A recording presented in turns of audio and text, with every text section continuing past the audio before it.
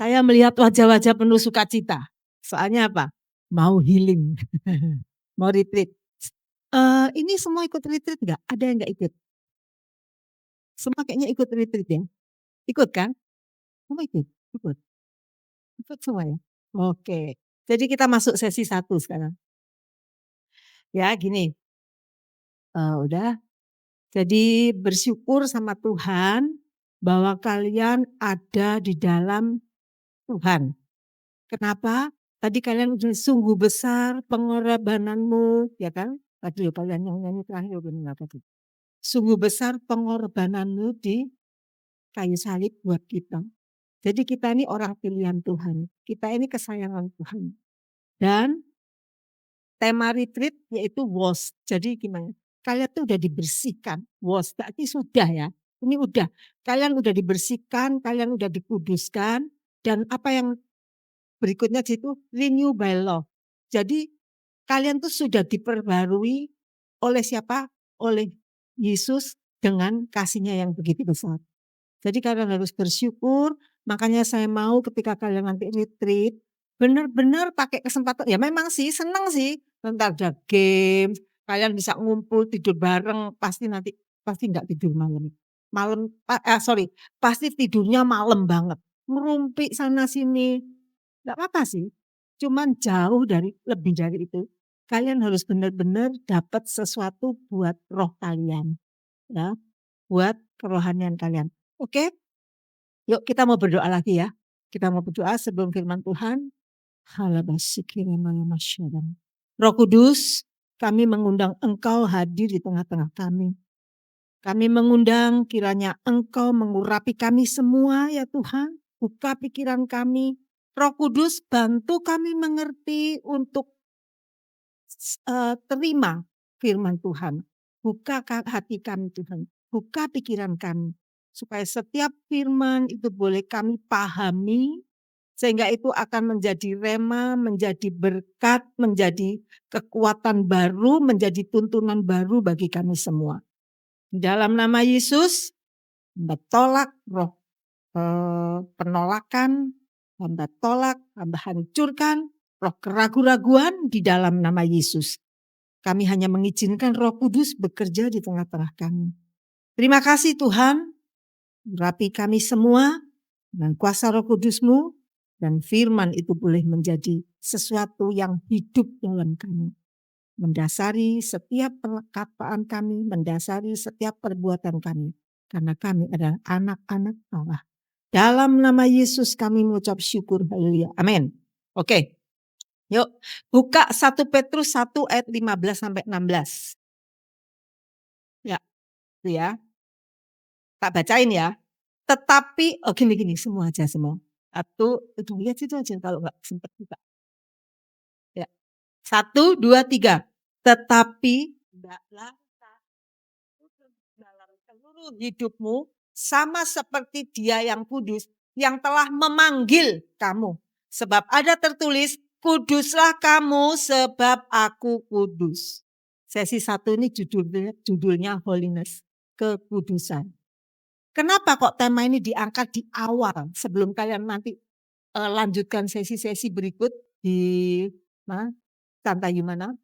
Ini adalah dasar apa yang akan kamu terima nanti, yaitu kekudusan. Di sini dikatakan, hendaklah kamu kudus dalam seluruh hidupmu. Versi ini AMD, Alkitab mudah dimengerti. Ini AMD itu Alkitab mudah dimengerti. Tulisannya seperti ini. Jadilah kudus dalam segala sesuatu yang kamu lakukan. Semua, pokoknya apa aja yang kamu lakukan. Baik kamu di rumah, gak kelihatan orang, ada orang yang ngelihat. Di mall, di sekolah, di mana aja pokoknya. Di sini dikatakan, jadilah kudus dalam segala sesuatu yang kamu lakukan. Pokoknya apa aja yang kamu lakukan, di situ dikatakan jadilah kudus. Kemudian sama seperti Allah itu kudus. Jadi kenapa kalian harus kudus? Karena Allah itu kudus. Allah yang sudah membasuh kalian dari dosa, kalian dikuduskan. Jadi kamu harus sama kayak Allah. Jadi Allah itu kudus. Ialah yang memilihmu. Wah, luar biasa banget. Kalian ini dipilih ya. Dipilih sama Tuhan. Tuhan tuh ngeliat waktu kamu mulai lah. Bahkan Alkitab kata sebelum kamu lahir Tuhan sudah memilih kamu untuk jadi anaknya. Kalian dikuduskan, dibasuh. Nah kemudian apa? Makanya jadi kudus. Ayat 16. Di dalam kitab suci, nah, Allah berkata, kuduslah kamu karena aku kudus. Kuduslah kalian karena Allah itu kudus. Jadi temanya pokoknya dalam setiap hidup kita harus berusaha hidup kudus. Ya, nah versi The Amplified masuk nggak ya? Amplified. Ya. But like the Holy One who called you. Jadi tapi seperti yang kudus. The Holy One. Yang kudus siapa yang Holy One? Allah ya. Yang telah memanggil kamu. Who called you. Kamu ini dipanggil, Rek. Pertama tadi, ya sama dengan yang bahasa Indonesia terjemahan baru. Versi yang mudah dibaca tadi memilih. Nah di sini diperjelas lagi, ia yang memanggil kamu. Kemudian dikatakan, be holy yourself in all your conduct. Jadi, be holy maksudnya kamu tuh kudus gitu loh. Kamu harus kudus ya. Jadilah kudus juga dalam segala tingkah lakumu. Apa yang kamu lakukan? Apa? Kemudian di situ lebih dijelasin. Kekudusan yang seperti apa yang harus nampak dalam hidupnya. Di situ kan, be set apart from the world by your godly character and moral courage. Jadi maksudnya kayak ini, berpisahlah. Kalian harus memisahkan diri di sana. Berpisahlah dari dunia. Bukan berarti sekalian, waduh katanya Tena suruh berpisah. Wah cocok ini. Aku tak pergi ke gunung aja hidup sendiri. Bukan seperti nanti kita lihat ya. Berpisah dari dunia dengan karaktermu yang godly, yang saleh, yang kudus. Yang benar kayak Alkitab tuliskan. Jadi karakter kalian ini harus benar-benar supaya kalian itu terpisah dari dunia. Dan kemudian apa? Karaktermu yang saleh dan keteguhan moral. Ya, moral courage, keteguhan moral. Kemudian kita lihat berikutnya apa? Because it is written, you shall be holy, set apart, for I am holy. Jadi kamu harus kudus. Artinya apa? Di sini kudus itu ternyata berpisah. Kenapa kok harus berpisah? Karena dunia ini nggak kudus. Makanya kalau kalian terpisah di situ, berarti kalian ada di satu kelompok yang kudus. Tapi saya sekali lagi bukan berarti kalian cuma kumpul sama orang Kristen, bukan seperti itu maksud. Nanti kita akan lihat apa arti memisahkan diri, apa arti terpisah. Jadi poinnya Allah itu memilih dan memanggil saya dan kalian untuk hidup kudus. Itu poinnya. Allah memanggil, Allah memilih, sehingga Allah mau kalian tuh memisahkan diri dari dunia yang enggak kudus ini, ya. Supaya apa? Supaya kalian terjaga hidupmu tetap kudus. Nah kita lihat, kenapa kok kita harus hidup kudus? Kenapa kok kita harus hidup kudus? Tak kasih tahu ya. Saat pertama manusia diciptakan, Adam Hawa ya diciptakan, mereka itu diciptakan dalam keadaan kudus. Gak ada dosa. Mereka ditaruh di Taman Firdaus. Semua tahu ya ini ya cerita ini. Sampai kemudian ada ular, yaitu setan yang jadi ular, menjelma jadi ular, nipu mereka dan mereka katut. Mereka nggak tahan godaan. Sampai akhirnya mereka melanggar. Jadi ini dosa mereka itu bukan masalah makan. Kok makan buah aja kok gak boleh sih Tuhan ini kok kebangetan. Bukan masalah makan buahnya. Tapi melanggar apa yang Tuhan larang kok dilanggar. Tuhan kan bilang jangan mbok makan. Masalahnya itu bukan makanannya. Tapi tindakan ngelawan.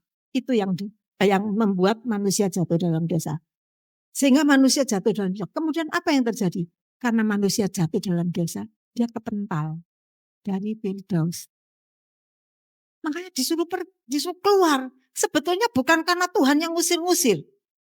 Tapi karena dia nggak kudus. maka dia nggak bisa tinggal di daerah yang kudus, kepental. Kalian kalau Zoom, kadang kalau internetnya nggak pas kan sudah kepental gitu kan. Itu kepental. Jadi terpental bukan karena Allah jahat, no, bukan. Jangan salah ya.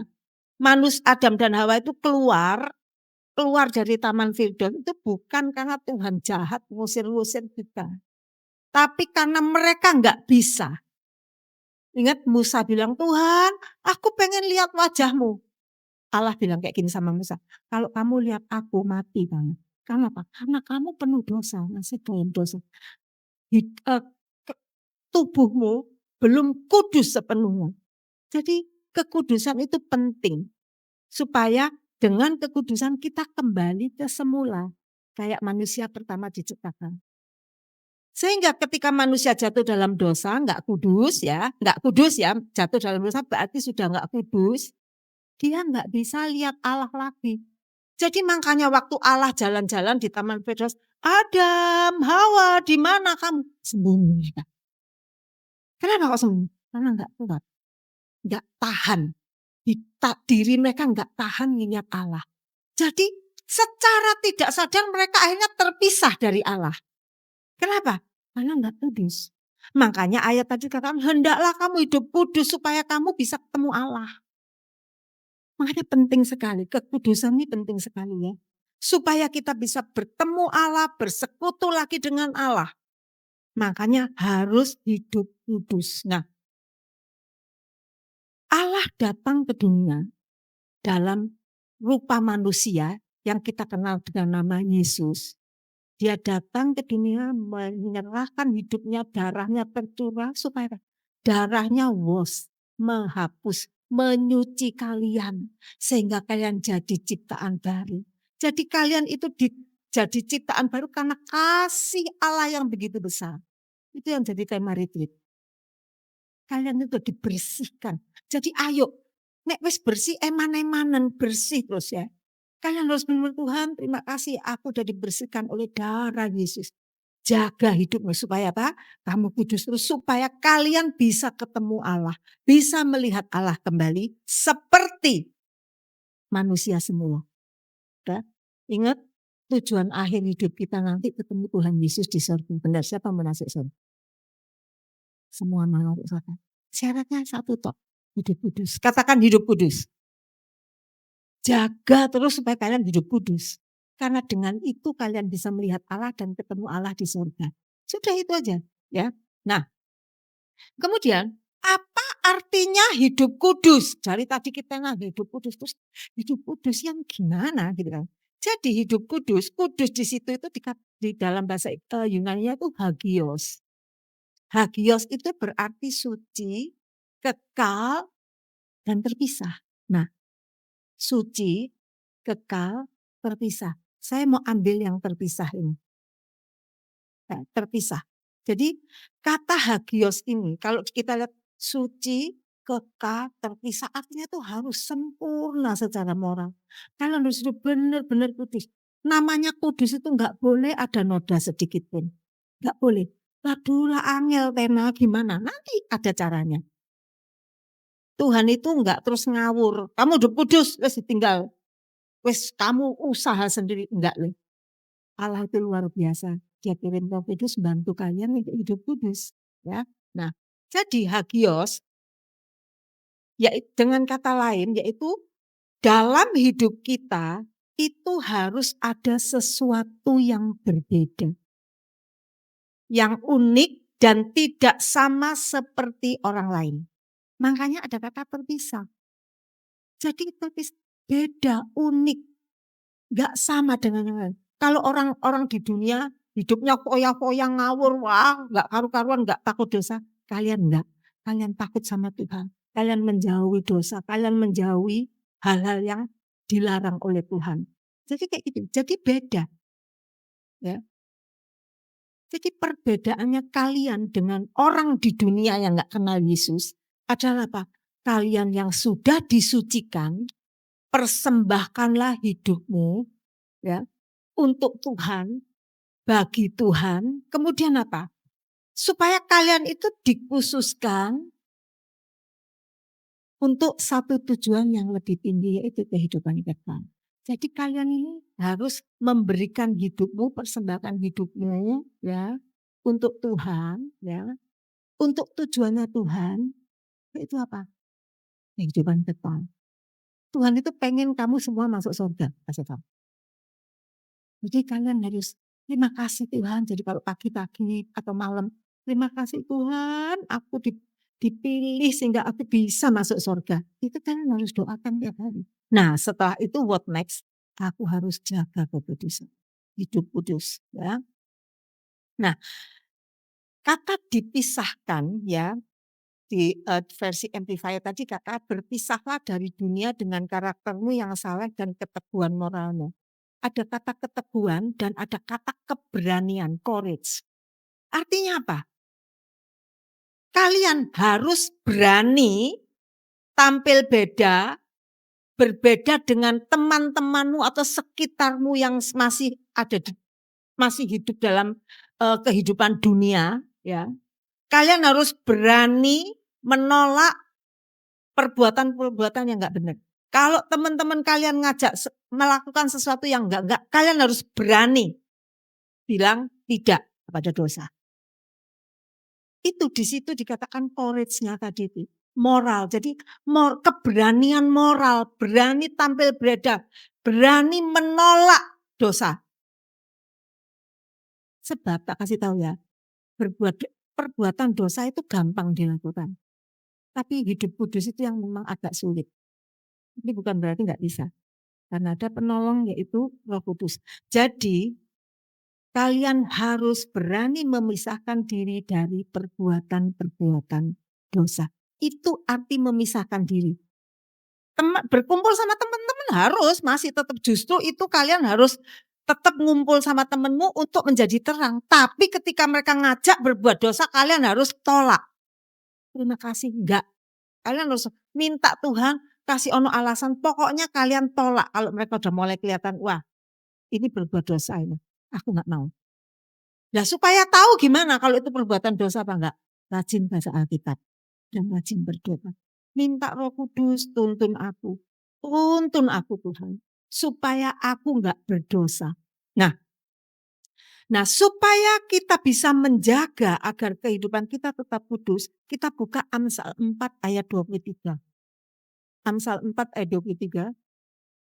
Di sana dikatakan, jagalah hatimu dengan segala kewaspadaan, karena dari situlah terpancar kehidupan. Kata jagalah itu artinya apa? Awasi, diawasi. Waspada, kamu harus mengawasi. Ngawasi itu jadi perhatikan baik-baik hidupmu, perhatikan sekelilingmu, perhatikan apa yang akan kamu katakan. Di sini benar-benar awasi, jaga. Perhatian yang harus kita berikan ketika kita menjaga itu seperti seorang penjaga menara. Jadi kan kalau zaman dulu itu satu kota itu ada bentengnya. Nah di benteng itu ada menara jaga. Nanti ada di pemerintah ya, penguasa di situ, itu naruh seorang penjaga di menara itu. Supaya apa? Kan menara itu tempatnya tinggi. Jadi dia lihat gini. Lihat sekeliling, lihat mungkin pakai keker gitu ya. Ngelihat siapa tahu ada musuh nyelusup. Nah, kalau ada musuh mau nerobos, dia tahu duluan. Langsung dia kasih informasi, siap-siap ada musuh. Nah, jadi kalian harus mengawasi hidupmu itu kayak gitu. Jangan sampai iblis itu mempengaruhi kalian. Jangan sampai kalian kebobolan. Sebab iblis itu muter-muter sekeliling kalian cari saat dimana kalian lengah. Jadi harus benar-benar jaga. Kemudian menjaga di sini itu seperti seorang pengurus yang merawat kebun anggur. Kalian tahu, anggur itu pohonnya itu kan merambat, ada yang merambat. Siapa tahu pohon anggur kan merambat-merambat. Lah, supaya anggur itu berbuah lebat, daunnya itu enggak boleh kena tanah. Jadi dijaga. Jadi supaya enggak ada kotoran-kotoran yang nempel. Kotoran di sini bicara tentang perbuatan jahat, dosa dan sebagainya. Jadi benar-benar harus dijaga. Yang dijaga apa? Hati. bukan liver. Waduh, liver sakit, bukan liver. Hati di sini adalah bicara tentang pikiran. Pikiran itu apa? Pusat kecerdasan, pikiran itu adalah ingatan kamu, kemudian pikiran itu juga apa? Penalaran kamu. Cara kamu berpikir, pola pikir kamu itu pikiran. Kemudian apa? Hati yang harus dijaga di situ kehendak. Karepe kamu itu yang harus kalian jaga. Jaga supaya kehendak hatimu itu enggak melenceng. Ya. Kemudian apa? Keinginanmu, pilihan yang kamu buat itu harus dijaga. Kemudian apa lagi yang dijaga? Emosimu, perasaanmu. Ya, perasaanmu harus dijaga. Jangan ada ketakutan, jangan ada keraguan-raguan. Kita harus jaga itu. Sebab dari situlah awal dari kehidupan dikatakan. Apa yang kamu lakukan selalu asalnya dari pikiran, selalu dari emosi kamu, selalu dari kehendak kamu. Baru kita lakukan. Nah, sebagai ayat yang terakhir, Galatia 5 ayat 16, versi terjemahan sederhana Indonesia. Saya menasehatkan kamu semua, hiduplah dengan taat kepada pimpinan Roh Kudus. Kemudian, dengan demikian, kamu tidak lagi memuaskan keinginan jasmanimu yang jahat. Makanya hidup taat pada pimpinan Roh Kudus. Makanya kalian semua minta Roh Kudus pimpin aku. Karena Roh Kuduslah yang akan menolong kamu, di sini dikatakan, supaya kamu enggak memuaskan keinginan jasmanimu yang jahat. Versi firman Allah yang hidup juga seperti ini. Saya menasihatkan kamu supaya saudara hanya mengikuti petunjuk Roh Kudus. Nah, yang diikuti itu petunjuk Roh Kudus, jangan karepmu itu, karep hatimu, sebab itu yang akan menuntun kita ke jalan yang benar. Kemudian apa? Ia akan menyatakan kemana saudara harus pergi dan apa yang harus saudara lakukan. Nah, jadi Tuhan itu baik. Kamu disuruh hidup kudus tapi dikasih Roh Kudus supaya nuntun kamu. Kayak papan penunjuk, belok sana, belok sana. Dilarang, jangan masuk sini. Loh gitu. Dituntun. Kemudian apa lagi? Dengan demikian, saudara tidak akan terus-menerus mengikuti sifat jahat yang selalu mendesak saudara untuk berbuat salah. Ya. Jadi poinnya kalian harus benar-benar selalu hidup kudus. Apa yang dilakukan? Jangan pernah lupa berdoa. Karena ketika kalian berdoa, kalian sedang minta tuntunan Roh Kudus. Kan tadi dikatakan, minta petunjuk Roh Kudus. Kemudian apa lagi? Baca firman. Supaya kalian tahu apa yang boleh dilakukan, apa yang enggak boleh dilakukan. Kemudian yang berikutnya apa? Rajin ibadah. Karena ketika ibadah, kalian itu akan dengar firman, ketemu Tuhan. Itu akan menjaga kalian supaya kalian tetap jalan di jalan benar. Jadi kalian bisa kejaga hidupnya. Kalian jadi hidup kudus. Kemudian yang terakhir, pilih teman yang bisa membuat kalian bertumbuh untuk lebih mengasihi Yesus. Jadi salah milih konco itu juga fatal akibatnya. Jadi kalian harus benar-benar tahu pilih teman yang baik. Pokoknya ya, teman yang baik akan membuat kalian lebih rajin berdoa, membuat lebih rajin beribadah, membuat kalian lebih bertumbuh di dalam Tuhan. Kalau itu membuat, misalnya kamu punya teman, akhirnya membuat kamu malas ke gereja, malas sembahyang, wah, itu harus dipikir ulang. Mungkin pelan-pelan kamu harus tinggalkan. Atau kalau enggak, kamu ajak dia. Kalian yang harus pengaruhi dia, bukan kalian yang pengaruhi dia.